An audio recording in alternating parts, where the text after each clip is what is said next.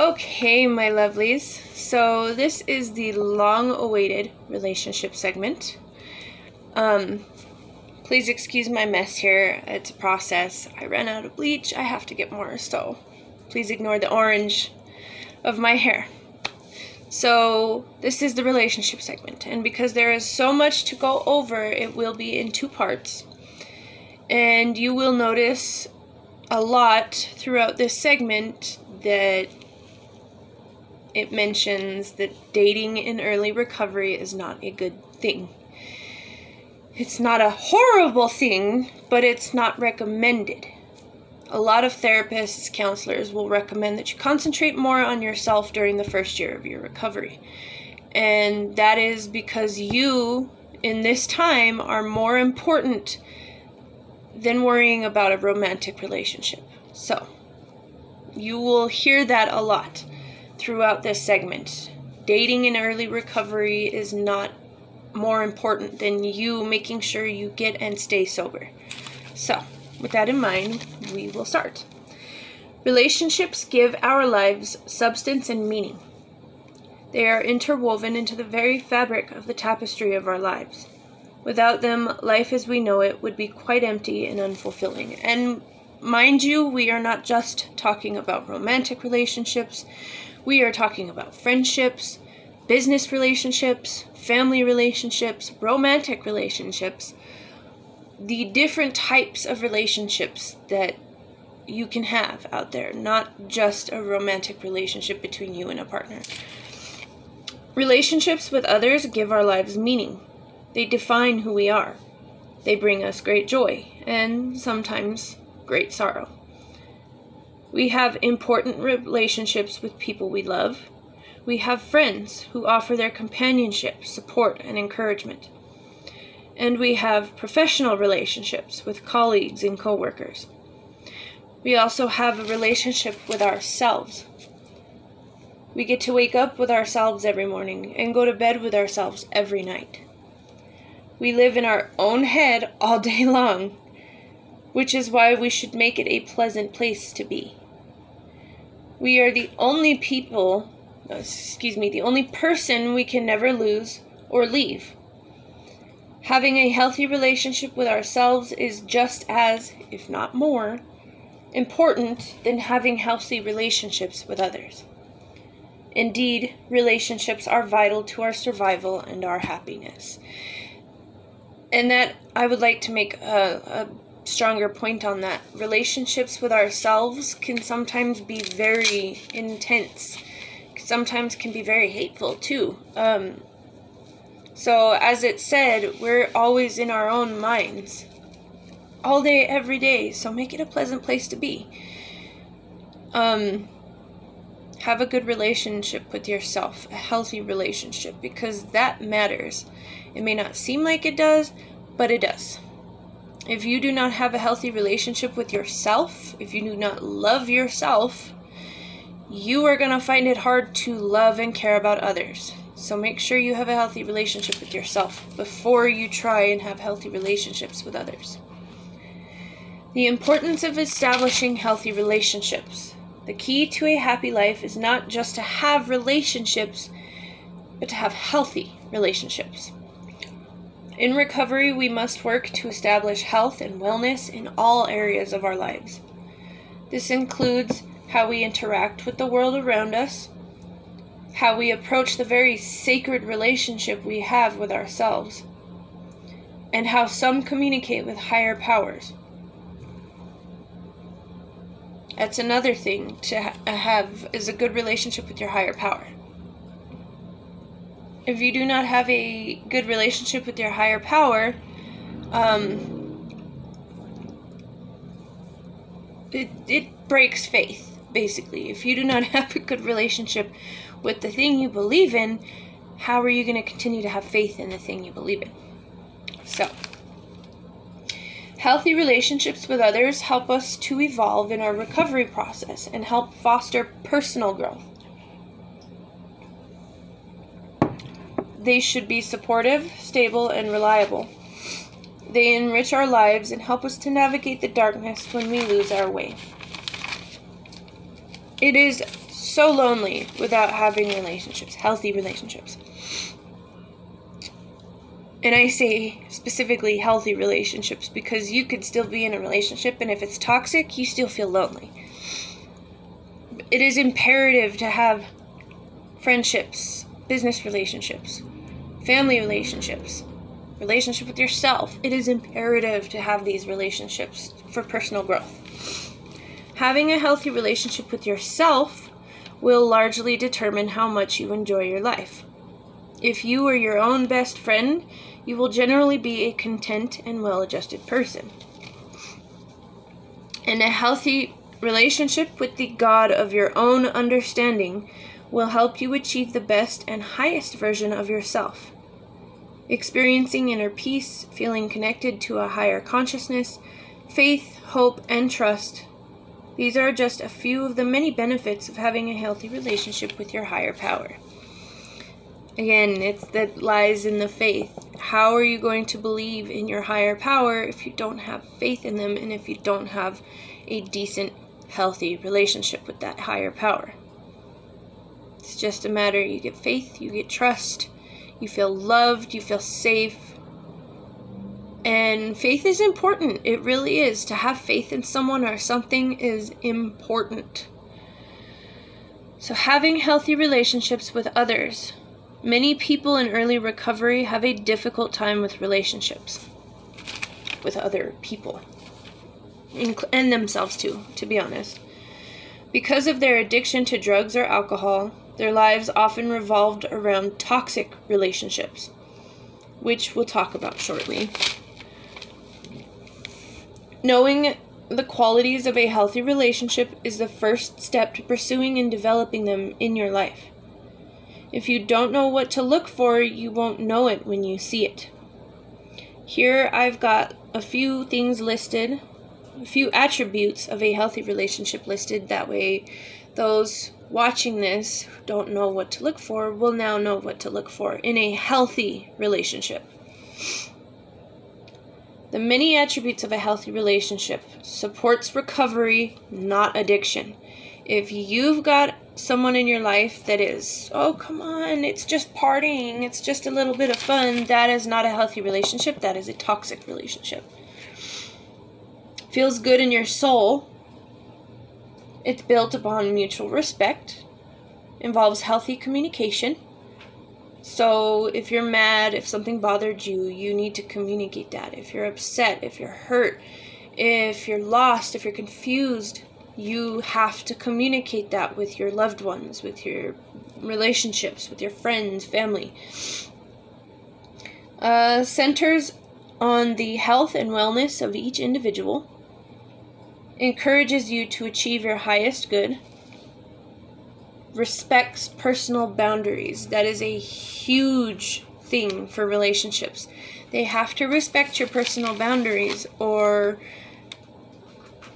they shouldn't be allowed into your life. That's just self-explanatory. If they cannot respect your personal boundaries, your lines that you don't like crossed, then they do not need to be in your life.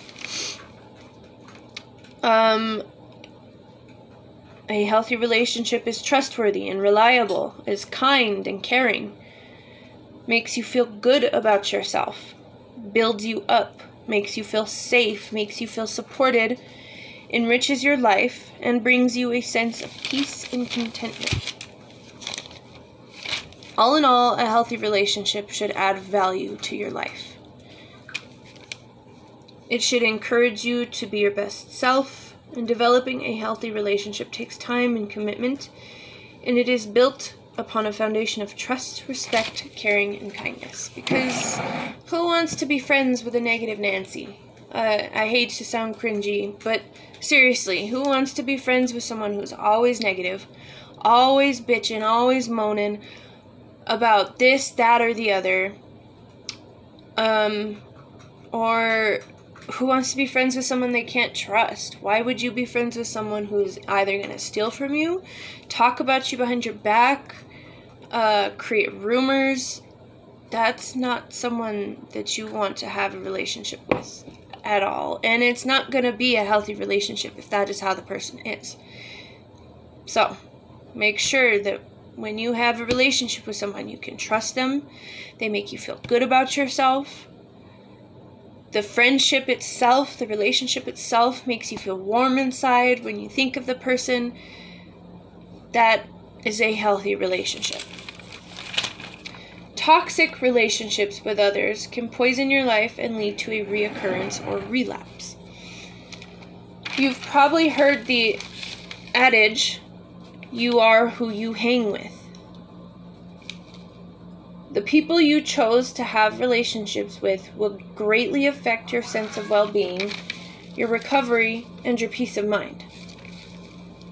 Choosing wisely when it comes to the company you keep is essential to enjoying a sober lifestyle. So we've talked about the attributes of a healthy relationship and what that looks like.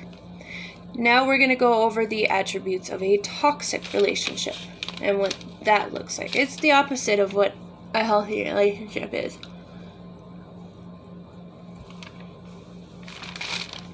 So, a toxic relationship encourages drug and alcohol use. So if you come on, it's just one little toke, one little shot, one little whatever. That's part of a toxic relationship. Drains you of your energy. So if being around this person just drains you, get away. Run, don't walk away from that relationship. Leaves you feeling bad about yourself. So if the person is constantly bickering and finding things to be bothered about with you, like, oh, you're not doing this right, or oh, you don't look very good today, like, oh, what's wrong, you look like shit, like, if it makes you feel bad about yourself, it's toxic. It's not based on mutual respect and trust. So this person will not try to get your respect, will not try to gain your trust, and will not try to respect you in general. So that's another toxic trait. Is verbally, emotionally, mentally, or physically abusive. And if anyone is hitting you, abusing you in any way, if anyone is putting you down mentally and emotionally, verbally, physically, get away. Another thing, run, do not walk. Is unreliable and unstable. And unstable can mean they go off on you, they go crazy like that. Unreliable, they say they'll be there for you and then they flake out. That's toxic. Does not respect personal boundaries. Again, personal boundaries are serious in a relationship. If they cannot respect personal boundaries, they are not the person for you. Whether they're a friend, a family member, or romantic partner, they are not for you. Creates a general feeling of insanity. That is a narcissist, last I checked, and that is not healthy. So if this person is creating a general feeling of insanity just being around them, again, run. Don't walk. Consumes more time than you want or have to give. That's important because you cannot give all your time to one person, especially if they don't respect that time. Is controlling and manipulative. Centers on never-ending drama. Again, the constant talking about someone behind their backs, creating rumors, starting fights just for the hell of it. Run, don't walk. Does not support other healthy relationships in your lives. So we'll use a romantic relationship here as an example. So if you're in a relationship with someone romantically and you have friends, but they won't let you go out and foster those relationships with those friends, that is not healthy at all. You should be allowed to foster healthy relationships in your life besides the one that you are in. Or friends, even friends will do this. Oh, you're my best friend. Anybody else calls you best friend, I'm gonna blah blah blah, such and such. That's not healthy. People are allowed to have more than just one particular relationship. Okay, so again, if you're in a relationship or a friendship and they do not allow you to foster other healthy relationships, it's not good. It's not healthy. Is codependent. Tears you down. Diminishes your self-worth. Lowers your standards. And perpetuates negativity. So these are just a few. There are many other traits of a toxic relationship. But these are just a few. So if you see any of these traits developing in a relationship, a friendship, a situationship even, run. Don't stick around. Don't walk away. Run the hell away. Because it just gets worse, I can tell you from personal experience.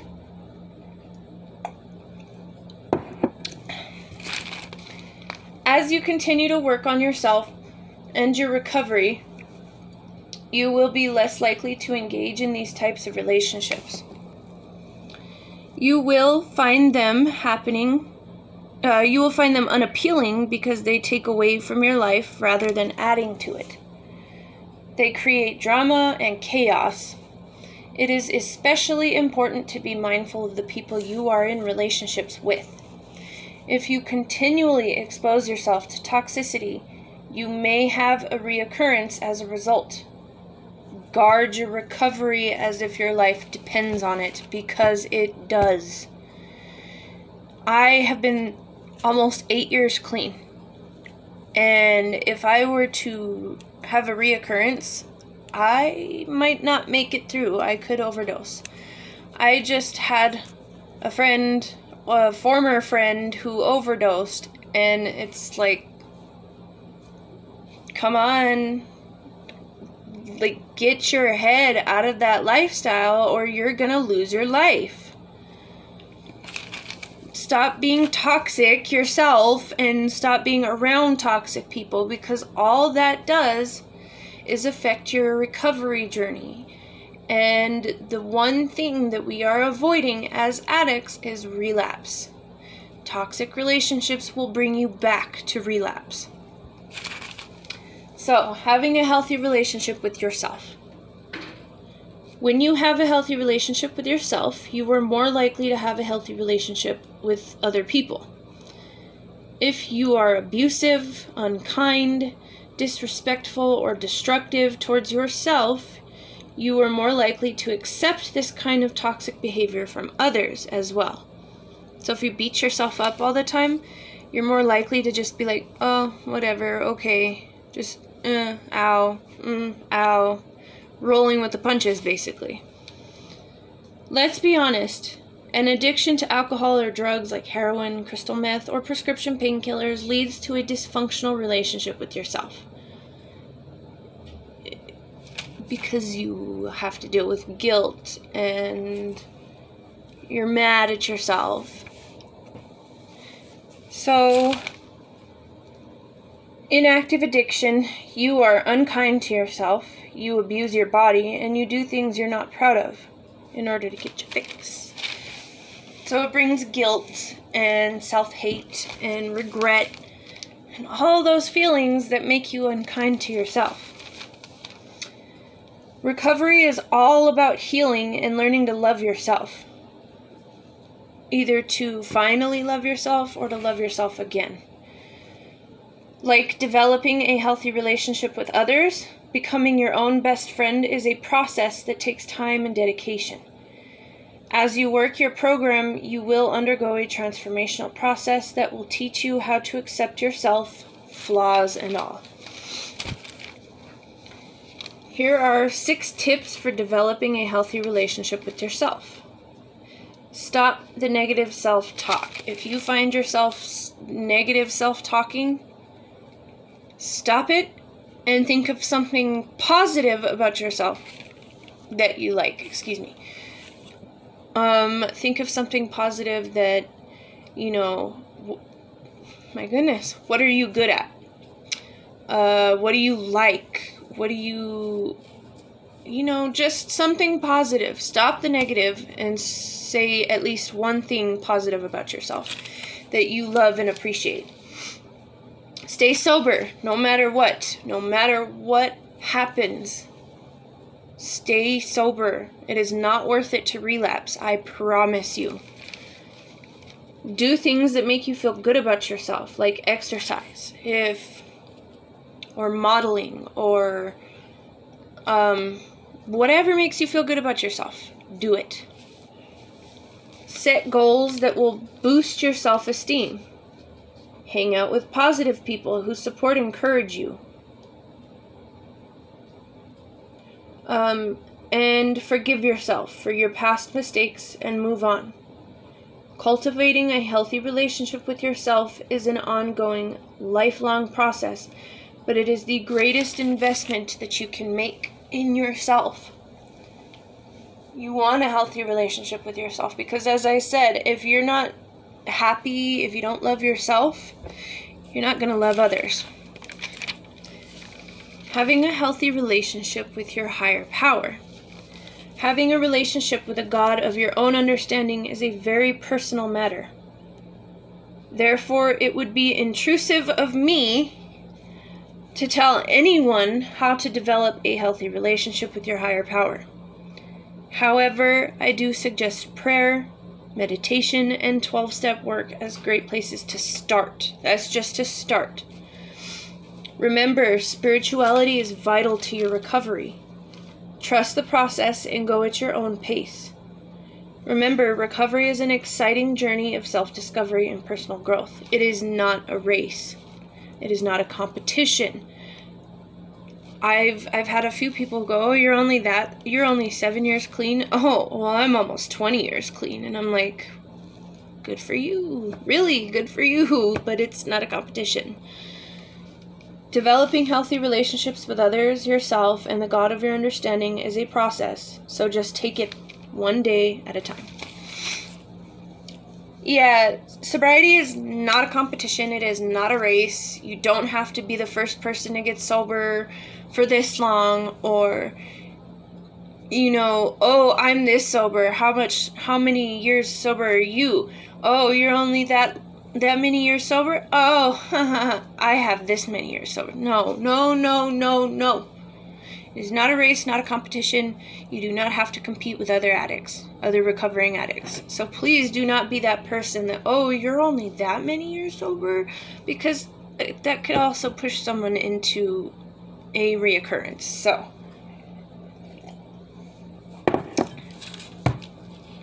don't let anybody tell you that either. Because no matter how many years sober, how many hours, how many days, how many months, you are still sober, and you are still working on a relationship with yourself. So don't let anyone get in the way of having a healthy relationship with yourself.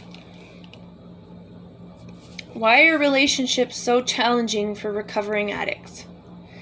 The main reason for that is that an intimate relationship has the potential to be all-consuming. So, when you get into a romantic relationship, the first time you get into this relationship and you're lovey-dovey, you get the butterflies and just these flutters, and you get this warm feeling in your heart, and all you can think about is that person. Well, that can be bad. You don't want all-consuming right at this point in your life, right? You're just starting to recover. You do not need anything else to consume you besides recovery. This can be particularly dangerous for someone who is in an extremely vulnerable state after making such an intensive life change as choosing sobriety. The possibility of replacing a substance addiction with another type of addiction is extremely high. Experts say love in recovery can lead to unhealthy, codependent relationships, which can all too often lead to relapse. We'll discuss how and why it's important to wait until you have reached full recovery before committing to a romantic relationship. So specifically, a romantic relationship during recovery, especially the early stages, is not healthy. It's okay to have friends, family, of course, business relationships, whatever, as long as they are supportive of your sobriety journey. So letting go of the tendency to cling. Addicts have learned to cling to the substances and habits that they relied on during their struggles before they embarked on the journey of recovery. During this time, they developed many unhealthy coping mechanisms, which can include becoming extremely dependent on those who enabled and supported them throughout these behaviors. This tendency to cling on to people, habits, or behaviors that once made them feel safe leaves recovering addicts with dangerous coping mechanisms and in a vulnerable and unsafe state of mind. Starting a new relationship while in this state of mind rarely ends well. Those recovering from addiction need to establish and implement their own coping mechanisms, learned through healthy relationships established by their counselors, therapists, or support groups. You need to establish a relationship with yourself and your recovery before you can establish any kind of romantic relationship with a partner. Self-care is not selfish, it's healthy. The lives of addicts are very different from those people who are sober. Once they break free from addiction, they will be capable of different types of activities and relationships. The early stages of recovery are all about an addict learning to build an entirely new and healthy life. Safeguarding their newfound sobriety should be their number one priority. Pouring all their energy into developing new routines and finding a new direction in their lives should be the only thing they are focused on. After years of struggle and self-destruction, recovery now offers those who once struggled with addiction a chance at being kinder to themselves, both physically and mentally. Recovery is so good. For those who have struggled for years, struggled with addiction, struggled with hating themselves, struggled with guilt about what they're doing. They know they're doing wrong, but they can't stop. And recovery offers a way out of that for anyone in addiction who is stuck in addiction. Recovery offers a lifeline to do better. And if it wasn't for these recovery programs, you guys, I would either be dead and gone, or I would still be out in the streets doing bad stuff. Stealing from people who didn't deserve to be stolen from. Starting a relationship in recovery is more challenging than if not in recovery. Starting a new romantic relationship in early recovery poses many significant challenges to an addict. Many recovering addicts suffer from severe social anxiety. Just meeting new healthy people can prove difficult. Dating means meeting new people, and the thought of opening up about their past can cause extreme anxiety for people in early recovery, and in some cases prompt a desire to relapse. To completely recover, an addict needs to learn to be completely honest, which can prove quite tricky when meeting someone new, especially considering how judgmental society is about drug addicts. You could have a past, you could be 20 freaking years clean, and someone still looks at you as an addict or a junkie or a druggie because the fact that you participated in that lifestyle at all. Even more so if they are not ready to tell them that they are in recovery and reveal aspects of their past that they are only learning to accept and come to peace with.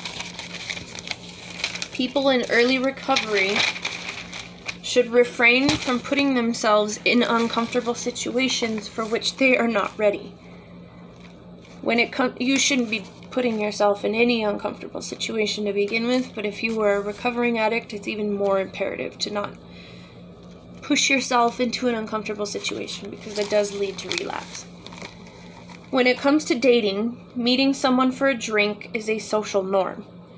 In early recovery, this is not something that they should expose themselves to or even be considering. A new relationship can cause a person to take their focus off the recovery program. Again, because it's all consuming. You want to be with that person and you're excited and you're happy and you met someone new. No. Not in early recovery, no. Meeting someone new can be an exciting time, causing people to sacrifice time that they should devote to themselves. People who do not understand addiction can actively encourage addicts to do things such as skipping therapy sessions and meetings, and destabilize routines and structures that have been implemented for a reason. Substance abuse has a tendency to wreak havoc on the personal lives of most addicts. If they start a new relationship and it does not work out as they planned, they could find themselves feeling even more alone, which could lead to relapse. Addiction and past relationships can often be prone to violent, toxic, or dysfunctional behavior. This can prove to be a very challenging internal pattern to break. Until they are strong enough, an addict should not trust themselves to make the right decision.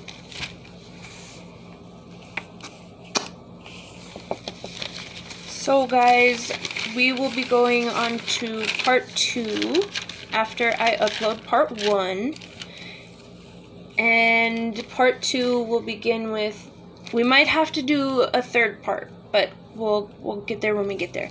So part 2, we will start with the danger of substituting one addiction for another, or cross addiction, you know, cross.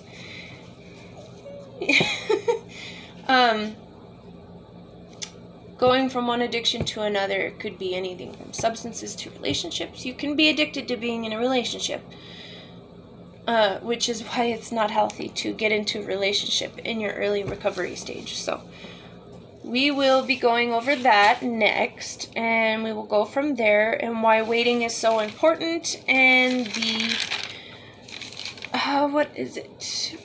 At some point in this segment, we will be going over the 13th step, and what that is it concerns dating in recovery and stuff. So we will be going over that at some point in the next part 2 of the segment. And I hope you guys get as much out of this segment as I did. It's helping me work on my relationship as well. A lot of the information that I've given to you guys, that I will be giving, really helped me out. So it helped make me look at myself and my relationship and what was going on that I needed to fix. So I really hope it does that for someone else.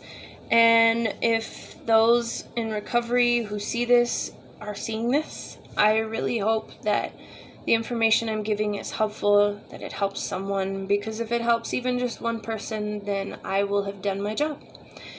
So I'm going to move on to getting part 2 ready, guys, and I hope this helped. Much love. I need for you guys to stay sober for me. Those of you who are seeing this, please stay sober. I know it's hard.